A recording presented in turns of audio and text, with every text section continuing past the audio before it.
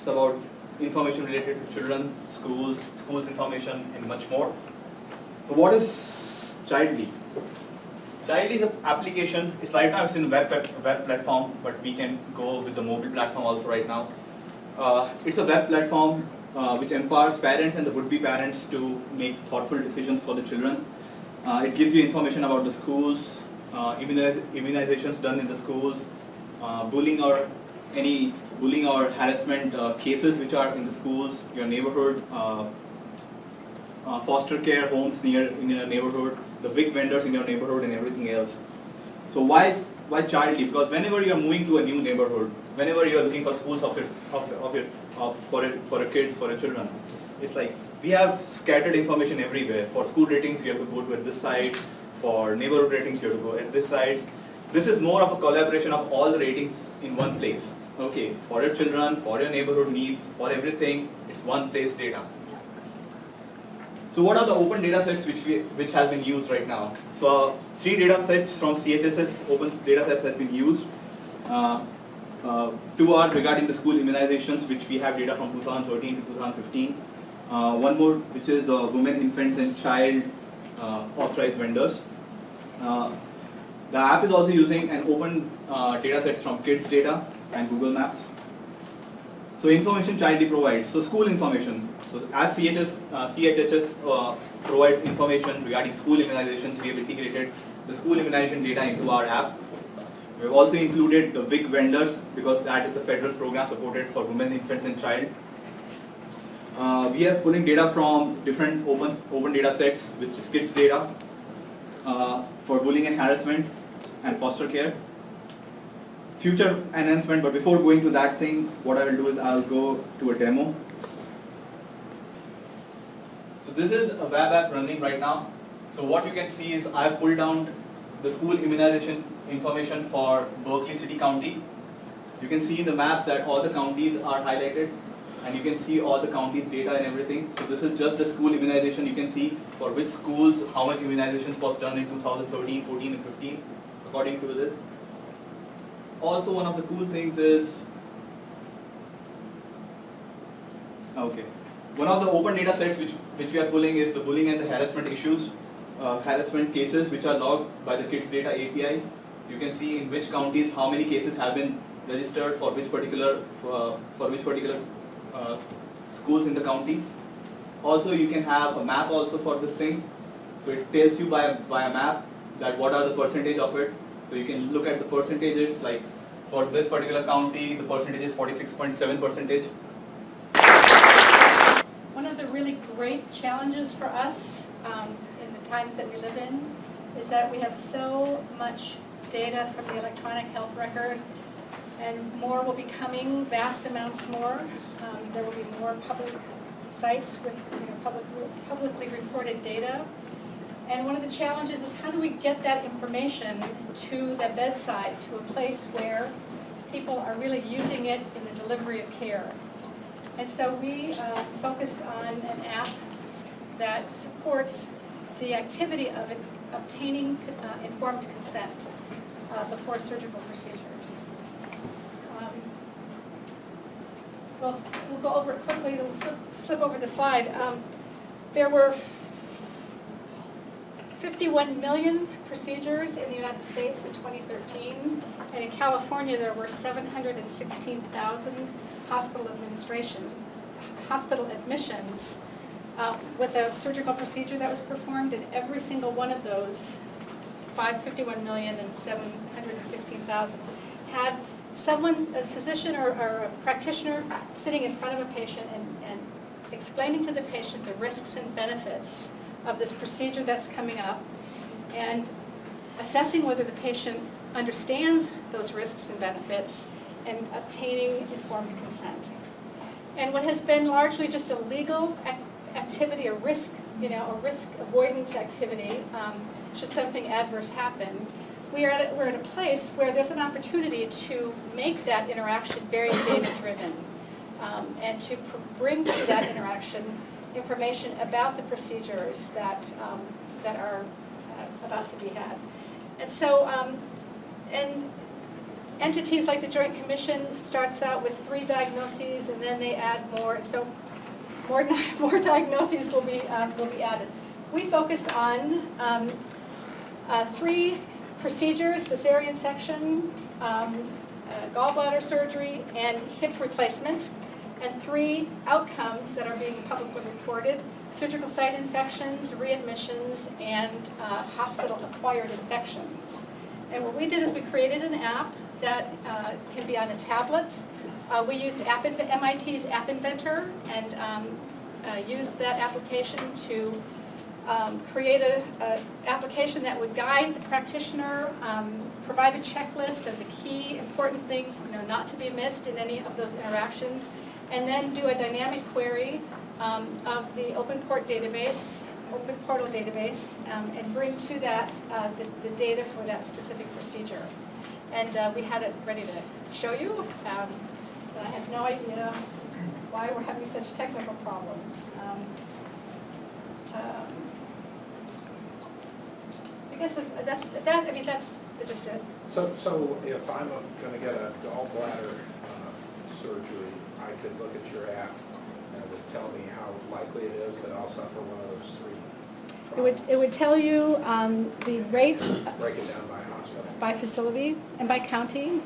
And if you're the physician and you feel that it is your responsibility to make sure that this patient is fully informed and that it is a data-driven informed consent, then in that interaction you would say, and the risk for readmission for hip replacement is 0.5%. And the surgical site infection rate is 2.3%. And there's data supporting that interaction. There are certain elements that must be in informed consent. So you have to tell the patient what the risks are, what the benefits are. If you do nothing, what would be the likely outcome? And you have to engage the patient to ask questions. And so there would be some prompts that would help guide that interaction and just take it to a whole different level than it is right now. You are a policy worker and you love spending time at the health frontier. And the reason you love spending time here is that it solves a lot of your problems and it empowers you. So I'm going to show you a few ways how it does that. So this is a website that has a thoughtful taxonomy of healthcare issues and policy issues that are organized in a very thoughtful manner so that you can very easily navigate and go to the issues that matter to you. And so we built out a few of these with the data sets available. We can do more. So let's say you go to one of these, and so this is looking at disorders in newborns, and the thing is there's lots of data and a lot of places where you go and there's visualizations thrown at you, but just because you can make a visualization, it does not mean that you get insights out of it. So at the frontier, there is no such problem. The visualizations have been made in a very thoughtful manner such that you can get your insights right away. And the other issue is that policymakers need better tools to work on narratives. It's not good enough to see one data point, but you need narratives to build narratives. So what we've done is also curated a lot of the context information around each of these problems and what work has been done in the past so that you don't have to go to different places to look for it. So another example is emergency room visits, let's say for asthma, and this is a visualization of the data.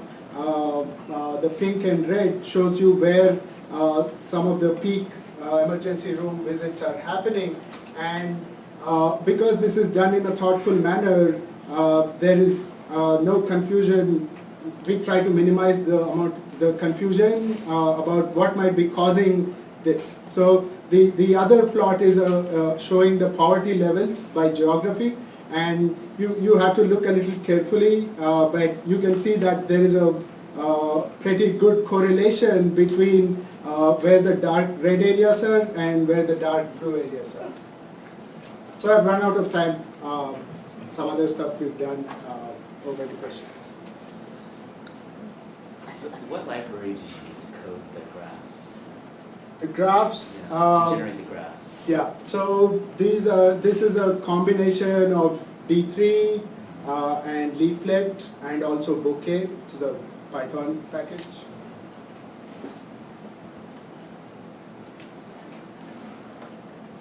And where do you gather the contextual information that you're adding to the visualization from? So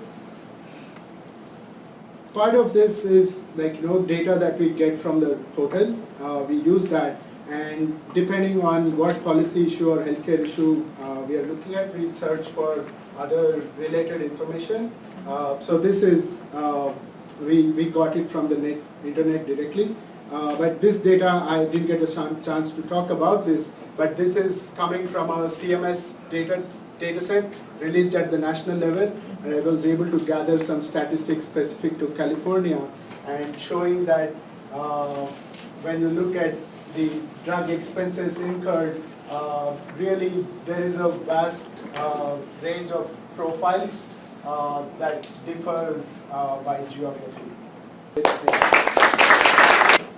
So good afternoon, my name is Rich Foreman. I'm representing Team Aptology, and the other person that was on my team is actually, her name is Shalyn Finstead. She was actually helping me out remotely in Portland, Oregon.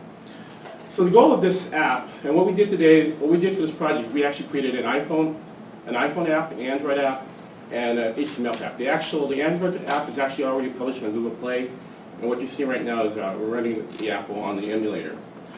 So we chose to work with the WIC data vendor set, and for personal reasons, on my set, my mom and I were actually on public assistance for a number of years, so for me it was very personal. So diving in, what we did was we actually dug in, we actually scrubbed the data for all the vendors here in Sacramento County specifically, and then we actually overlaid it with information from the Sacramento County WIC office and 211org. So basically, we have actually a nice display of all the services here, and it can be listed as this map view, and I could actually filter out to where we are, and then I can actually go back and see that we're close to food source, somewhere is about less than half a mile from us. And if I tap on it, I can actually call them. I'm not going to do that. And then I can get directions. And go back here. And then I can even go to the website. So real information, useful information. And what's also overlaid is the county offices. So they're denoted in red. So there's one here in Oak Park. And what I found really interesting, there's a lot of other resources out there that really would help the population that falls under that's served by the WIC community. And so stuff like things like that are also listed here are like loaves and fish, fishes and loaves, and a lot of the charities that actually help that community. And as an app developer, what I've actually found is that in order for an app to be actually useful, it has to have it needs to be able to do more than just have data. So there's actually a lot of features in here. We have information about WIC itself, nutrition, breastfeeding. I'm just going to, and mundane things like calendars. When is the clinic? When you have a nursing clinic. Also includes a link to the WIC shopping guide, which is actually very intensive. So what I can't really show here, and I'm just going to show you a quick screenshot. Thanks, Laura. Is the back end. So the app can actually send out push notifications, and also has data analytics.